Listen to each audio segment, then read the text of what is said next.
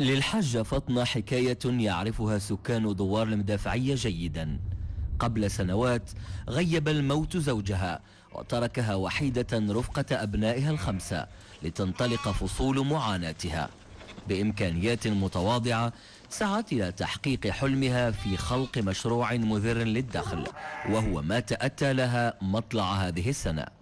الناس هنا فقراء كيعتمدوا غير على الفلاحة، وحنا جاتنا الفكرة باش نديروا هاد التعاونية ونقدروا نديروا منها العيش ديالنا، ونساعد المجتهدات هنا وباغيين يخدموا وباغيين يمشيو بهذا المشروع لقدام. جمعت الحاجة فاطمة حولها 12 امرأة في إطار تعاونية، وانطلق المشروع ب74 رأسا من الغنم ليصل اليوم إلى 120، ومعه كبرت طموحات النسوة في إعالة الأسرة وتلبية حاجياتها. هذا المشروع هذا دعمنا مزيان بزاف وكلش، وهذه شحال كنا مختصين وكنا ما عندناش، كنا رجال كعارف مرة يخدموا مرة ما يخدموش، كان ما كانش.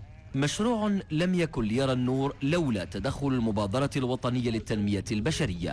التعاونية استفدت من مشروع بتمويل إجمالي قدره 109,000 درهم، ساهمت فيه المبادرة الوطنية للتنمية البشرية 78,000 درهم، وكيستافدوا منه 12 المتعاونات اللي بطريقة غير مباشرة كيعاونوا الأسر ديالهم، وهذا نموذج الإدماج الاجتماعي والاقتصادي للنساء القرويات.